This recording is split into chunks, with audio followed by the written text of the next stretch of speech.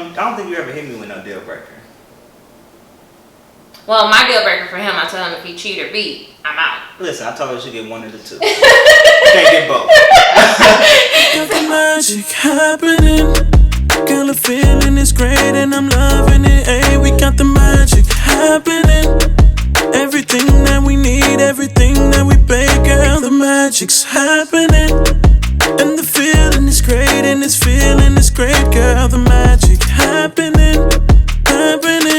It's happening. It wasn't, the things that we did a lot of in the beginning was not talk about our past relationships, but I felt like I made it okay to talk about our past relationships because I am the person who gets extremely insecure if I feel like a woman is ahead of me with my men. So it's like I need to make sure that like I'm ahead of the game, and in saying that like I let him know things about like maybe who I used to talk to, but it was never about like, okay, we did this and we did it like this. You know, I feel like you don't need to know all the details. You know what I'm saying? All you need to know is this didn't really work out. And maybe a reason why. Like, okay, well, why did y'all not work out? You don't need to know, you know, where we met. You don't need to know all that extra stuff that comes in between that bad space that I was at, because maybe I don't really want to take a walk down memory lane, or maybe I just don't feel that I need to open that can of worms, because that can of worms is no longer here. It's like you're the new butterfly now. So just dwell on being the new butterfly and allow me to just tell you like, hey, I used to talk to such and such. It didn't work out because of this. And, you know, here we are now. So. Mine, I think it's like we talked about it, but like that's one of those things. It's like a rabbit hole. You want to peek in there, but once you peek in, you don't want to start going and going and going. So like, you know, there's certain stuff you want to know, but ultimately you want to be really, you just be like, nah. So like, I don't like talking about like my exes with like my current, because like I feel like you would be thinking about that, and like the idle moments in your day when you're not with them, that shit, once it's in your head, it just starts, you know what I'm saying? Like, I met my ex at Qdoba, you know what I'm saying? Now Qdoba don't even taste the same. Right, basically. You go to, or if she be like, you know what I'm saying, I'm in the mood for some Qdoba, you know what I'm saying? I don't know, just thinking like, you'd be like, oh, you want to go there? You reminiscing of that? I think I talked about like the basics of like why I broke up with my ex and stuff of that sort, but detail, like he really didn't care to want to know that type of stuff. So we just talked about the basics of kind of like what happened. But as we grew, like those things came up, yeah. And you know, you would get those stories about, you know, this happened, and this is why I have this, or this happened, and this is why that, you know what I mean? So it's like, you know, you peeling back those layers, and it's like, wow, I don't want her to go into all the details about her exes or anything like that. But at the same time, some of those things are, you know, they help shape who she is. So of course, it's always good to understand why.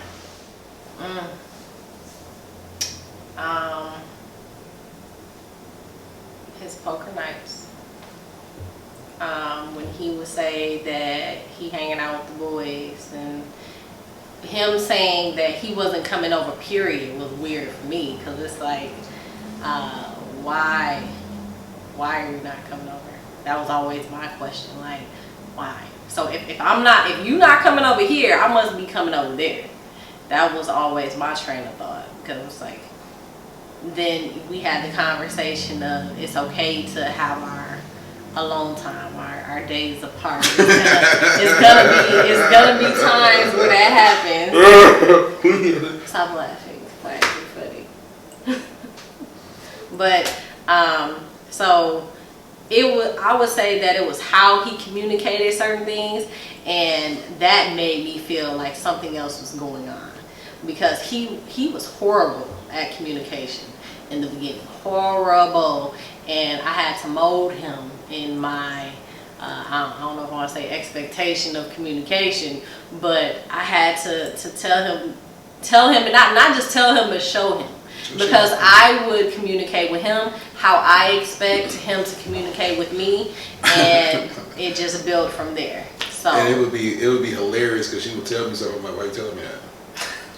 Like, why? Because you need to know. Like, why? We went to State Fair, right? Yeah. We go to State Fair. She said, I'm about to go get these tickets. So then she said, hey, just so you know, I'm going to pick these tickets up from a friend. And I'm like, okay.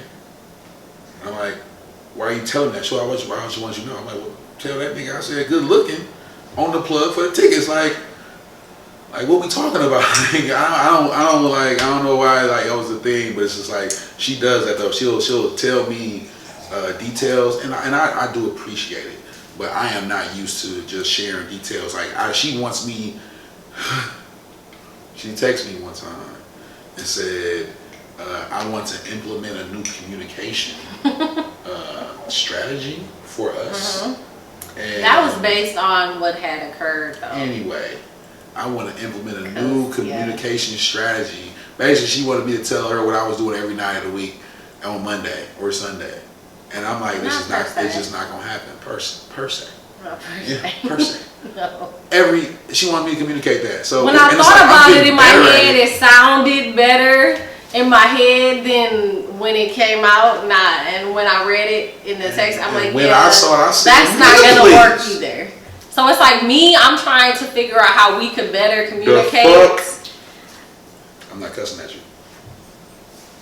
I was trying to figure out how we could better communicate, and he was just whatever.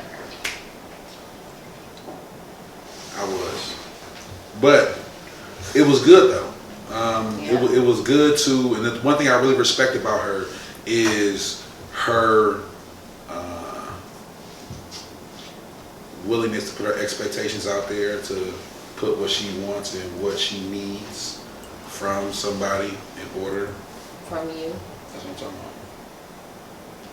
Somebody. Thank you. Her expectations, you know what I'm saying, for me, or whatever you want to call them, you know what I mean? But it's like, you know, you learn, and I feel like when you get to the point to where you realize somebody is worth what they expect, then yeah, you acquiesce, yeah, you do that, you know. Even now, you know, if I say I'm having a thought game and don't go through, I'm like, yo, this is what I'm doing now, I'm about to go out like my man, or I'm about to go do this, or like I'm doing that type of stuff, you know what I mean? And it's still kind of, you know, she still pushes the envelope.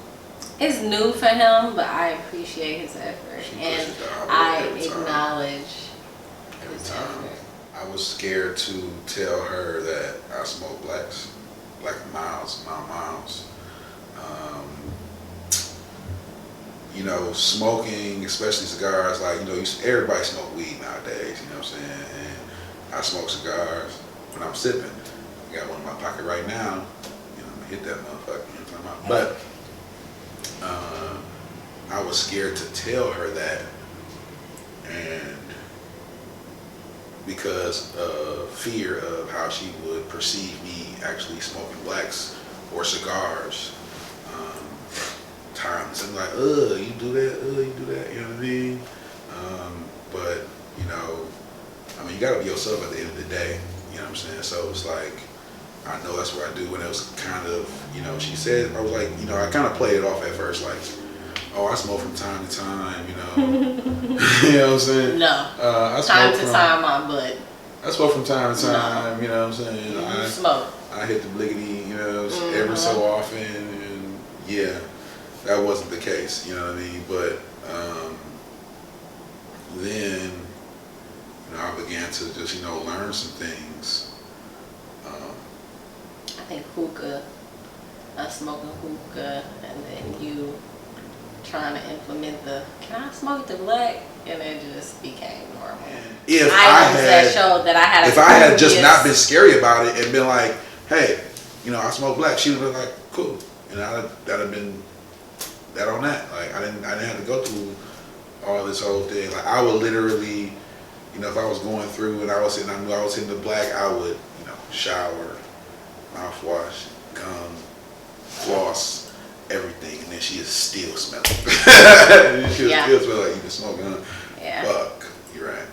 I would say I was probably scared to talk about my past hurt.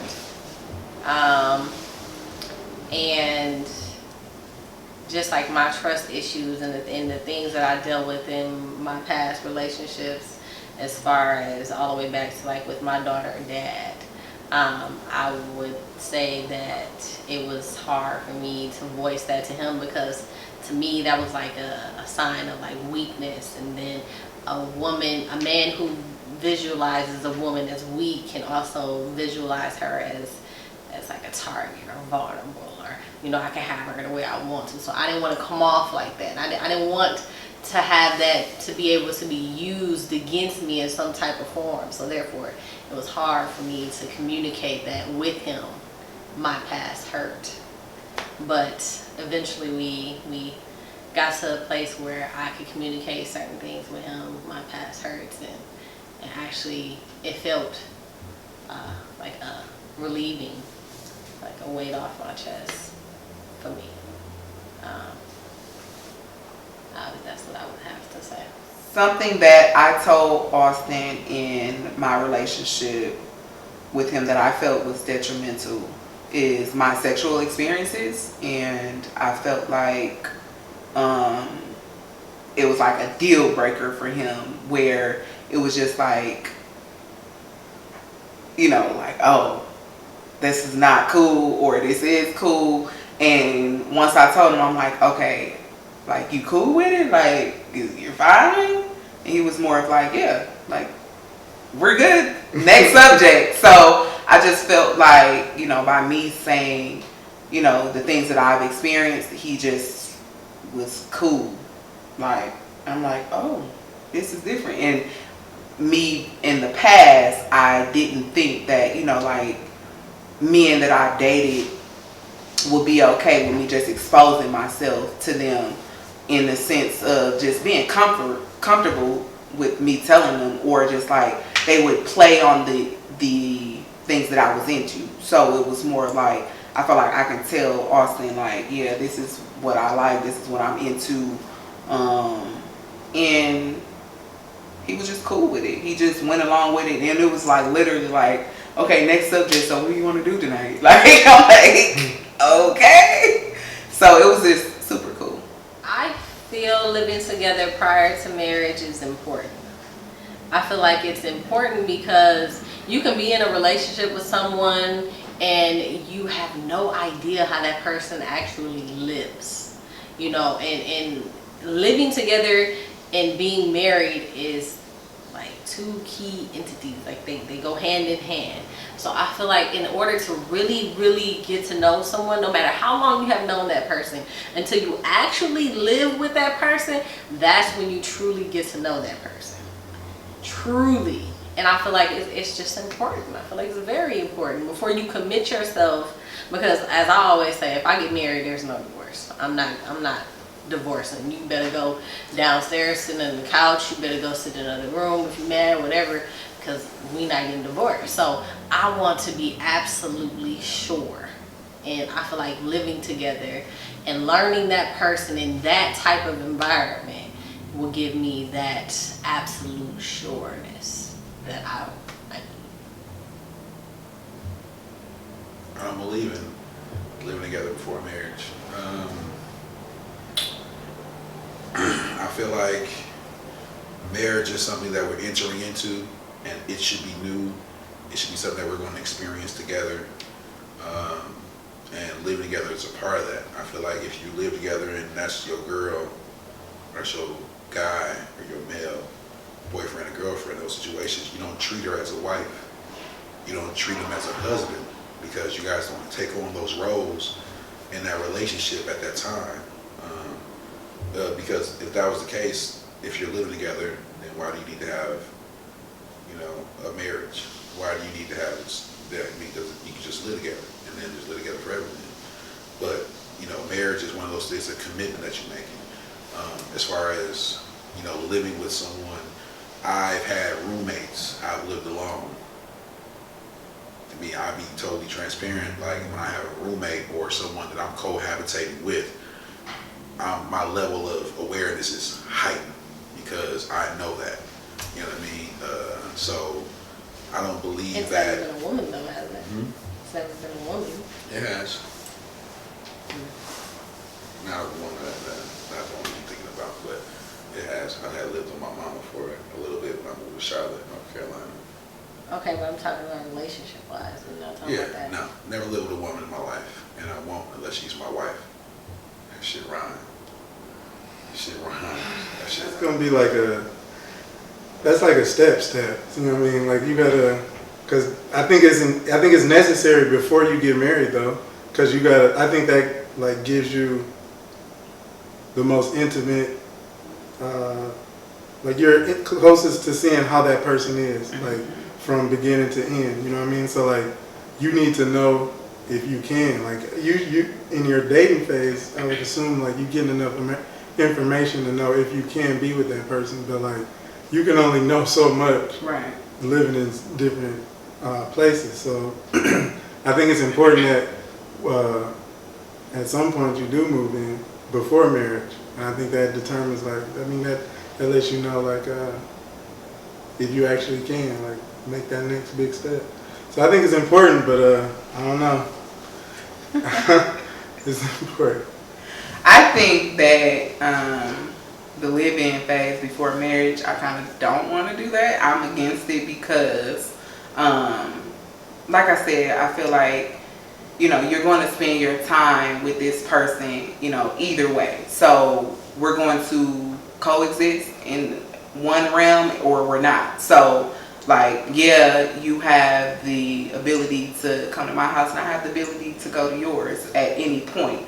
That is what I think is going to break that playing field, because when you got to get on the phone like, hey, can I come over what are we? You know what I'm saying? Like, I don't feel like I need to announce, like, or unless you're not home. You know what I'm saying? So I love space. Reason being is, I think I brought this up to him. I did. Like, I would want to have, like, my condo. I would want to keep that. And we have our own. So, not that that's something that we both could share together. And it's not like a place where I would want to be like, okay, you know what? We're in an argument. I'm going to my other house.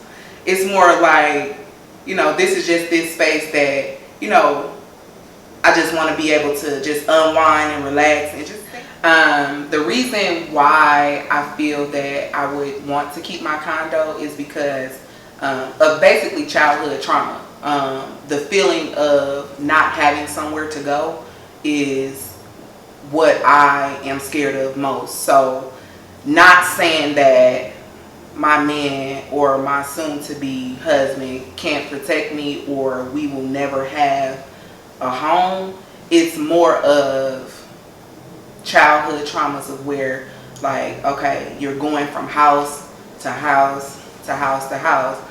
Here I am, as an adult, and I don't want to have to feel like I'm going from place to place to place to place without having a solid foundation. So I always want to feel like I have somewhere to go, and just it's bigger than space to me. It's just my own mental in the back of my mind. I just need to feel like I'm gonna always have somewhere to go, regardless of the situation, because if not, I'm putting myself there. So I don't want anybody to be responsible for, like, me not having a place to go.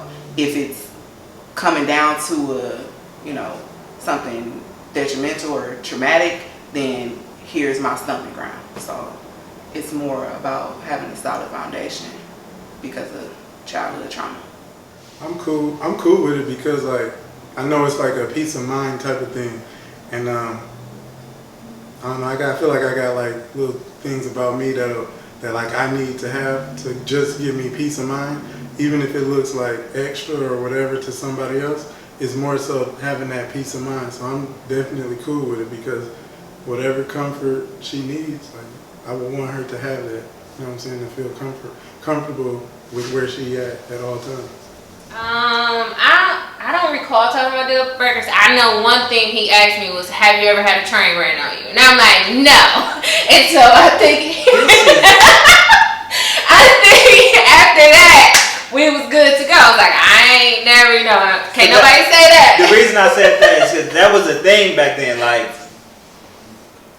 well, he said, "Would you have a threesome?" And I said, "Yes." He said, "With 2 guys or with 2 girls?" And I was like, a threesome is 2 girls and a guy. And to me, a train is when 2 guys mess with a girl. So I don't feel like a threesome is with 2 guys and a girl. And so once I said that, he was like, "Okay, like we good then." I was like, "Okay." Yeah. That was the only thing I just wanted to know. So. Okay, we good. I didn't expect you to say that today. I mean, we've been honest, right? True. But I feel like besides that, like anything else we could work through. Like we just always just been honest with each other and told each other what we've been through, our perspective, and how we feel on certain things. Yeah. I don't think you ever hit me with no deal breaker. Well, my deal breaker for him, I tell him if he cheat or beat, I'm out. Listen, I told her she get one of the 2. Can't get both. So I said cheat or beat, I'm out. So ain't no Chris Brown over here. Yeah. We've been good, so. The deal breaker for me was, and I don't know if it's petty or not, but height is so important to me. It is so important because I probably done passed up on a lot of things, but it is so important to me because I need to feel protected. Like, I'm a tall girl and I'm a lot of girl. So I need to feel like my man can be able to protect me, not just with his height, because if you're a small person, you can also do some damage too. But I'm just saying, like, just being able to like hold me. So that was like it's kind of like a petty deal breaker, but another deal breaker is somebody who can't, hold their own. You know what I'm saying? Like, I could be able to be there for you whenever it is that you need me, but I need you to be able to hold your own, because if your foundation ain't solid, then I don't know what it is that you have. So foundation is important to me because it's the makeup of who you are. So I really stand strong on that, and just be your ultimate self, because regardless of who say this about you and who don't like you, you have to like you. So if you don't like you or love you, or it's something that's different about you that you don't like, you have the ability to fix that. And I need my person to basically, be into themselves, because I'm self-centered and I'm all about myself. So now I'm coming out of my shell to be about myself and my man and building a family. So it's kind of like, wow, that's my deal breaker. You have to be about yourself. You have to have a solid foundation and height. I remember saying just, honesty and loyalty, something along that line. Like, because I feel like if you always honest, like don't like omit anything because you feel like I'm gonna react another way. Just give me 100% the raw facts, and don't even worry about how to like word it. Just be like, get it out there. Because if you're worried about how to word it, that makes you more likely to like omit certain things, or just however you tell me the full facts, how you feel them. That once you get them out there, you're responsible for telling me the truth. You ain't responsible for how I react to it. And I feel like that's how I live my life, at least. And like that was it. That was that. Honesty is important to me. I feel like a liar is like one of the top worst things you could be. The pettiest thing we argued about was the sides for Thanksgiving. And I don't remember everything about the argument. I just remember from the days going up to Thanksgiving, like everybody knows what the sides are.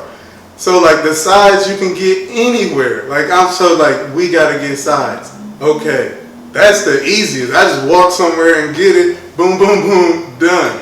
Every time, like, we gotta get the sides. Okay, like what's going on? Like the sides, like. Man, that thing got into an argument, I think the day of or the night before, like, it just spiraled out and just went to some whole nother other stuff. And it's like, is this the life? Like, is this how the arguments go? Like, that went from literally nothing to, like, oh man, this is crazy. But yeah, that was it. That was the petty one. So, the reason I think it was mainly a miscommunication and an assumption error, like basic stuff with like two people or multiple people. Like I just said, like I was thinking sides. You can just go get that from anywhere. Like that wasn't a thought process that we was in sync on. So like even though I knew like, all right, this ain't a big deal, I can run to anywhere and get some sides, like one of them patty cakes or whatever you call like sweet potato pie, like all of that stuff. I can just run to Walmart, pick and save and get that. But she didn't know that that's where I was at with it. So I think like had I been able to just been like, yo, you know what I'm saying, sides is easy. I can just run to Walmart and get that, you know what I'm saying? Then I probably would have filled in a little miscommunication gap, you know what I mean? And then she wouldn't have probably like, and she probably thought I wasn't picking up on like, hey, we got to get the sides. I always just be like, all right, yeah, we'll get the sides. Like instead of just saying like, you know what I'm saying? She probably kept bringing it up because I kept reacting, like pushing it off. Like, yeah, it's nothing for the sides. I got them. She was probably kept bringing it up like, yo, you know what I'm saying? I'm talking about the sides, but he ain't answering me. He ain't giving me an answer. So I'm thinking that's how I got I think obviously it was a miscommunication, but with me, I'm a super organized person. So it's kind of like I have to be able to control the things that I'm doing, and the fact that I had no control over it at the time, I felt like, because it was supposed to be a together thing, like we're going to go and do this together. So I think the miscommunication was like, yeah, we're not going to do this together, because he was like, well, at what point do you feel like you can just go to the store and get the size? And I'm like, that's what I was mad at. Like, I was like, whoa. So now I took it to the next level, because I'm like, first of all, we're supposed to be doing this together. This is supposed to be a family time, and I don't even celebrate Thanksgiving. So it was more of like, okay, we're supposed to do it together. That's some miscommunication. And let alone, I'm extremely organized. Austin is more of like mumbo jumbo. Like he just don't go with the flow of things. And I'm like, okay, at 8 o'clock we need to do this. At 8:30 we got to do this. Do this, do this, do this. So it's kind of like, I feel like we were unorganized, and I don't like an unorganized thing. And I feel like, okay, like if we're going to start our first holiday like this, I'm like, oh wait, this is not organized. Like I don't want to be like this. And at some point I was just like, okay, I don't want to do it. How about you going, while I'm on the phone telling you I failed, you going to look at the video? Oh. We didn't argue over it, but it was. That was petty though. Like I'm on the phone saying like, dude, I don't think you know how hard I fell. And then I hear, damn, you fell hard. Like, so for everybody that don't know, she has failed twice in less than a month. And it's on Facebook. But yeah, she failed. So when she called me, I automatically look on the cameras, and I mean, you failed. It was funny. I think that was petty though. Like I'm genuinely saying like, dude, I feel so hard. And you gonna go look at the camera, like, comfort me, be there for me. Was you still outside? Yeah. Oh, I didn't know you thought. I thought you had left. No. Oh, okay. Yeah, well, that's my fault. That's petty. Yeah. I didn't know you was on the ground still. Magic happening, girl, the feeling is great and I'm loving it. Hey, we got the magic happening. Everything.